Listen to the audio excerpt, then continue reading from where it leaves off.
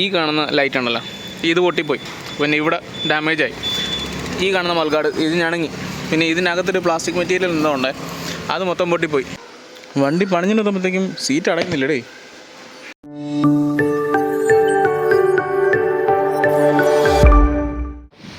നമ്മുടെ എല്ലാ കുട്ടികളും പുതിയൊരു ബ്ലോഗിലേക്ക് സ്വാഗതം. ഇന്ന് ഡിസംബർ 30 2024, ഈ വർഷത്തിൻ്റെ അവസാന ദിവസത്തിൻ്റെ തൊട്ട് മുന്നത്തെ ദിവസം.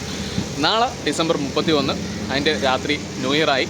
അതിന് പിറ്റേ ദിവസം, അതായത് 31 കഴിഞ്ഞാൽ ഉടനെ ജനുവരി 1 2025 ജനിക്കുകയായി. അപ്പോൾ നമ്മുടെ ഇന്നത്തെ വിശേഷങ്ങൾ എന്താണ് സംഭവം എന്ന് വെച്ചാൽ, ഞാനെടുത്ത TVS ജുപ്പിറ്റർ എന്ന വണ്ടി 2 മാസം മുന്നേ, ഏകദേശം നവംബറാണ് 2024 10-ാം മാസം എൻ്റെ വണ്ടി ഈ കാണുന്ന TVSൻ്റെ ഷോറൂമിൽ കയറിയാണ്ടോ. സംഭവം എന്ന് വെച്ച് കഴിഞ്ഞാൽ, എൻ്റെ വണ്ടി ഇവിടെ അടുത്ത് കടക്കയിൽ ചിറയോട്ട് പോകുന്ന വഴിക്ക് പാങ്ങാട് ജംഗ്ഷനിൽ വെച്ച് ഞാൻ മെയിൻ റോഡിൽ പോകുമായിരുന്നു. അപ്പം ഇടത് നിന്ന് ഒരു വണ്ടിക്കാരൻ, ഒരു സ്കൂട്ടി കൊണ്ടൊരു പുള്ളിക്കാരൻ റോഡ് നോക്കാതെ കയറി ഒറ്റ കയറ്റം റോഡിലേക്ക്, മെയിൻ റോഡിലേക്ക് കയറി എൻ്റെ വണ്ടി കിട്ടി. ആ ഒരു വിഷ്വൽസും ആ ഒരു വിശേഷമൊക്കെ ഞാൻ നമ്മുടെ ഈ ഒരു ചാനലിൽ കൂടി പങ്കുവച്ചിട്ടുള്ളതാണ്. അപ്പോൾ അങ്ങനെ എൻ്റെ വണ്ടി ആക്സിഡൻ്റ് ആയി. ശേഷം അതിൻ്റെ ക്ലെയിം കാര്യങ്ങൾക്ക് വേണ്ടിയിട്ടാണ് ഞാൻ എൻ്റെ ഈ വണ്ടി കടക്കിലുള്ള TVSൻ്റെ ഷോറൂമിലേക്ക് കൊണ്ടുവന്നത്. അപ്പോൾ ഇന്ന്, അതായത് ഡിസംബർ 30 എൻ്റെ വണ്ടി തിരിച്ച് എൻ്റെ കയ്യിലേക്കിട്ടാണ്. ഏകദേശം 2 മാസത്തിന് ശേഷമാണ് എൻ്റെ വണ്ടി എൻ്റെ കയ്യിലേക്ക് വരുന്നത്. അപ്പോൾ ആ ഒരു വിശേഷങ്ങളൊക്കെയാണ് നമ്മുടെ ഇന്നത്തെ വ്ളോഗിനകത്തുള്ളത്. ഈ വണ്ടി എൻ്റെ കയ്യിൽ കിട്ടുന്ന സമയത്ത് വണ്ടി ഈ കോലത്തിലായിരുന്നു കിട്ടിയിരുന്നത്. പക്ഷേ ആക്സിഡൻ്റ് ആയ സമയത്ത് എന്തൊക്കെയായിരുന്നു പ്രശ്നങ്ങളെന്ന് വെച്ച് കഴിഞ്ഞാൽ, ഈ കാണുന്ന ലൈറ്റ് ഉണ്ടല്ലോ, ഇത് പൊട്ടിപ്പോയി. പിന്നെ ഇവിടെ ഡാമേജായി. ഈ കാണുന്ന മൾഗാർഡ് ഇത് ഞണങ്ങി.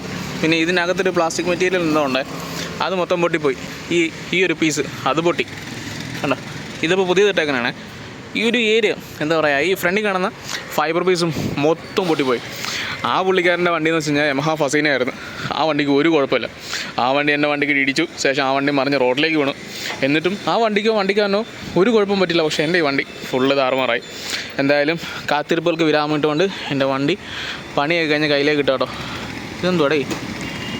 എന്തായാലും വണ്ടി രണ്ടാമത് പണിഞ്ഞതുകൊണ്ടായിരിക്കാം ഇവിടെ ചെറിയൊരു സ്പെല്ലിംഗ് മിസ്റ്റേക്ക് ഉണ്ട്. ഇവിടെ ഫിനിഷിംഗ് ഉണ്ട്. ഈ സൈഡിൽ ആ ഒരു ഫിനിഷിങ് കാണാനില്ല കേട്ടോ. ഈ പുള്ളിക്കാരനാണ് നമ്മുടെ കടയ്ക്കുള്ള TVS ഷോറൂമിൻ്റെ വർക്ക്ഷോപ്പ് മാനേജർ. പിന്നെ ഇനി അതൊരു സംഭവം എന്ന് വെച്ചാലേ, ജസ്റ്റ് ഇവിടെ രണ്ടാമത് നമ്മൾ ഫിക്സ് ചെയ്തുകൊണ്ടായിരിക്കുമല്ലേ ഇവിടെ ഇങ്ങനെ ഒരു ചെറിയൊരു ഗ്യാപ്പ് വന്നു. അത് കുഴപ്പമില്ല, നമുക്ക് റീഫിക്സ് ചെയ്യുമ്പോൾ അത് മാറുന്നേ ഉള്ളൂ. ഇത്രയേ ഉള്ളൂ. പിന്നെ ഈ വണ്ടിക്ക് ഓയിൽ ലീക്ക് ഉണ്ടായിരുന്നു. അതൊക്കെ മാറുന്നുണ്ട്. അത് കംപ്ലീറ്റ് മാറുന്നത്, വേറെ കുഴപ്പമൊന്നുമില്ല. ഇപ്പോൾ ഓക്കെയാണ്. ഓക്കെ, നമ്മൾ ഓടിച്ച് നോക്കി. നമ്മളൊരു 10 കിലോമീറ്റർ 10-15 കിലോമീറ്റർ ഓടിച്ച് നോക്കി. ഒരു വേറെ കുഴപ്പങ്ങളൊന്നും ഓയിൽ ലീക്കില്ല. നമ്മൾ നല്ല രീതിയിൽ ക്ലീൻ ചെയ്തിട്ട് ഓടിച്ച് വേറെ കുഴപ്പങ്ങളൊന്നുമില്ല. ഓക്കെയാണ് ഇപ്പോൾ. അപ്പം ഇവർ പറയണത് ഇപ്പോൾ വണ്ടി പക്കയാണ്. അപ്പോൾ ഇനി ഞാൻ ദിവസം 200 കിലോമീറ്ററോളം വണ്ടി ഓടുന്നുണ്ട്. ഇനി 2 ദിവസം ഓടാൻ പറയാം. ഇനി വേറെ എന്തെങ്കിലും വിശേഷങ്ങളുണ്ടോ എന്ന് എന്തെങ്കിലും ഉണ്ടെങ്കിൽ ഇവരോട് പറഞ്ഞാൽ മതി. അവർ വണ്ടി എല്ലാം ഫിക്സാക്കി തരാമെന്ന് പറഞ്ഞിട്ടുണ്ട്. പിന്നെ നമ്മുടെ ഈ ഒരു വണ്ടിയുടെ ആക്സിഡൻറ്റ് വിശേഷങ്ങൾ നമ്മുടെ ചാനലിൽ കൂടെ പങ്കുവച്ച സമയത്ത് ചാനലിൽ കാണുന്ന പല കൂട്ടുകാരും പങ്കുവച്ചൊരു കാര്യമാണ്, വണ്ടിക്ക് വേണ്ടിയിട്ട് ഈ ഗ്രില്ല് വെക്കാൻ വേണ്ടിയിട്ട്. ഞാൻ ഈ വണ്ടി എടുക്കുന്ന സമയത്ത് അതിൻ്റെ ഗ്രില്ലൊന്നും വന്നിട്ടില്ലായിരുന്നു. കടക്കിലത്തെ ഫസ്റ്റ് ഡെലിവറിയാണ് ഈ വണ്ടി. പിന്നെ അതിൻ്റെ ഗ്രില്ല് വന്നോ? ആ ഗ്രില്ല് നമുക്ക് അവൈലബിൾ ആയിട്ടുണ്ട്. എത്ര? നമുക്കത് 3000 നമുക്കത് ഫിക്സ് ചെയ്യാൻ പറ്റും. അത് ഒറ്റ മോഡലേ ഉള്ളത്? ഒറ്റ മോഡലേ ഉള്ളൂ. അപ്പോൾ എന്തായാലും നമുക്ക് ഈ വണ്ടിക്ക് കുറച്ചുകൂടെ കഴിഞ്ഞിട്ട് ഇതിൻ്റെ ഗ്രില്ല് കൊണ്ട് സെറ്റ് ചെയ്യണം. കാര്യം എന്ന് വെച്ചാൽ, ഈ വണ്ടി എടുത്ത് ഒരു 4 ദിവസം കഴിഞ്ഞപ്പോൾ തന്നെ ആര്യനാട് പറന്നോട് സൈഡിൽ ഒരു ലേഡി കൊണ്ടുവന്ന് വണ്ടിക്കിട്ട് ഉരച്ചു. ഇതിൻ്റെ അടിയിൽ എവിടെ ഒരു സ്ക്രാച്ച് കാണണം. സൈഡിൽ ഇങ്ങനെ ഒതുക്കി വെച്ചേക്കായിരുന്നു. പക്ഷേ ആ പെണ്ണുമ്പോൾ കൊണ്ടുവന്ന് ഇതിൽ കൊണ്ടിട്ട് ഉരച്ചതാണ്ട. കണ്ടോ, കാണാൻ പറ്റുന്നുണ്ടോ? ഇവിടെ ഇത് തന്നെ, ഇതാണ് ഞാൻ പറഞ്ഞ സ്ക്രാച്ച്.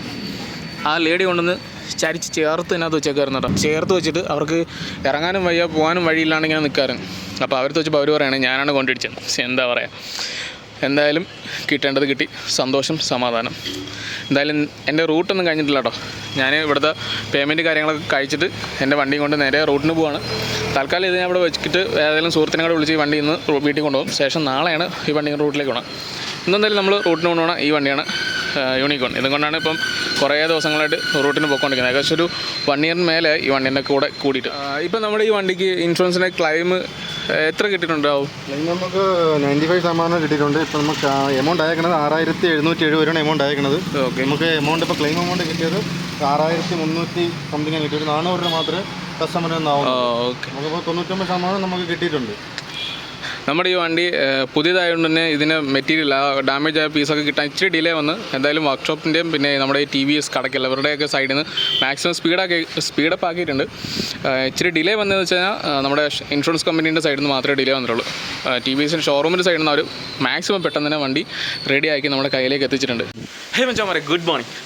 നമ്മുടെ വണ്ടി ഷോറൂമിൽ നിന്ന് കെട്ടിയിട്ട് വീട്ടിന് മുറ്റത്ത് കൊണ്ടുവച്ചേക്കായിരുന്നു. നിങ്ങൾ ഇന്നലത്തെ അതായത് ഈ തൊട്ട് മുന്നത്തെ ബിറ്റുണ്ടല്ലോ അത് കാണുന്ന സമയത്തേക്കും ഒരു ഇരുട്ട അല്ലെങ്കിൽ ഒരു എന്താ പറയുക സന്ധ്യ വെളിച്ചം പോലെ തോന്നുന്നില്ലേ. സംഭവം എന്ന് വെച്ച് കഴിഞ്ഞാൽ ഞാൻ ഈ വണ്ടി എടുക്കാനായിട്ട് ആ ഒരു ഷോറൂമിലേക്ക് പോയിരുന്ന സമയം വൈകുന്നേരം ഏകദേശം 6 മണി കഴിഞ്ഞിട്ടുണ്ടായിരുന്നു. അതുകൊണ്ടാണ് ആ ഒരു ലൈറ്റിന് അങ്ങനെ ഒരു മങ്ങിച്ച കാണുന്നത്. ഇനി ഈ വണ്ടി കൊണ്ട് റൂട്ടിന് ഇറങ്ങാൻ പോവാണ്. അതിന് മുന്നേ വണ്ടിനകത്ത് സാധനങ്ങളായിരിക്കുന്നത് എൻ്റെ കോമ്പോരോ ബോക്സ്, അതുപോലെ തന്നെ ഫുഡ്, വെള്ളം, ഇതൊക്കെ നമ്മൾ ഈ വണ്ടിക്കകത്ത് വെച്ചിട്ടാണ് പോണത്.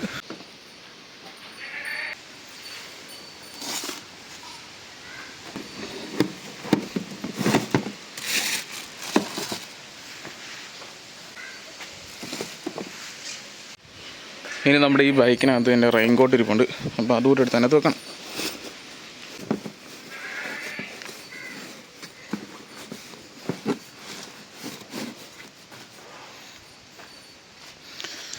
കണ്ടോ എന്തുമാത്രം സ്പേസ് ഉണ്ടെന്ന്.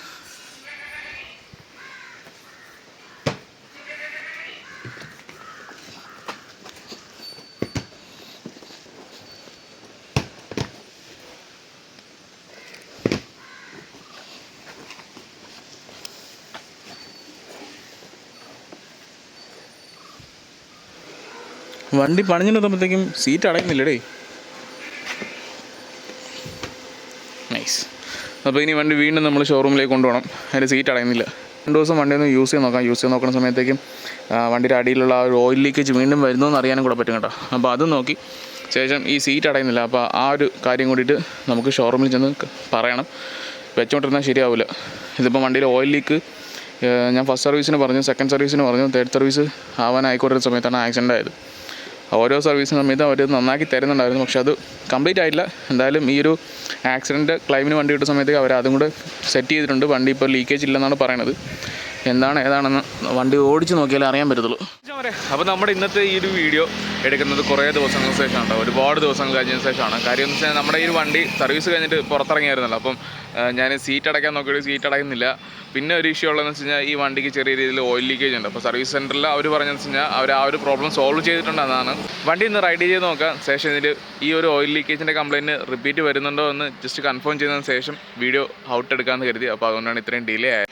ഞാനിപ്പോൾ പാലോട് നിൽക്കണ്ട. പാലോട് എന്ന് വെച്ച് കഴിഞ്ഞാൽ ഏകദേശം പാലോട് അടുത്തായി. ഇപ്പോൾ രാവിലെ 9 മണിയാവുന്നു. നമ്മുടെ വണ്ടിക്ക് ദേ കാണണ്ട, ഇതാണ് ഞാൻ പറഞ്ഞ ആ ഒരു പ്രശ്നം. ഓയിൽ ലീക്കേജ് സ്റ്റിൽ ഇപ്പോഴും അവിടെ തന്നെ ഉണ്ട്. ഇതിനിപ്പോൾ എന്താ ചെയ്യുക അറിയാൻ പാടില്ല കേട്ടോ. അടുത്ത സർവീസ് ആകുന്ന സമയത്ത് നമ്മുടെ ഒരു വണ്ടി വീണ്ടും സർവീസ് സെൻറ്ററിലേക്ക് കൊണ്ടു ചെന്നിട്ട് അവരുടെ അടുത്ത് പറയണം ഈ ഒരു കംപ്ലയിൻറ്റ് സ്റ്റിൽ ഇവിടെ തന്നെ ഉണ്ടെന്ന്.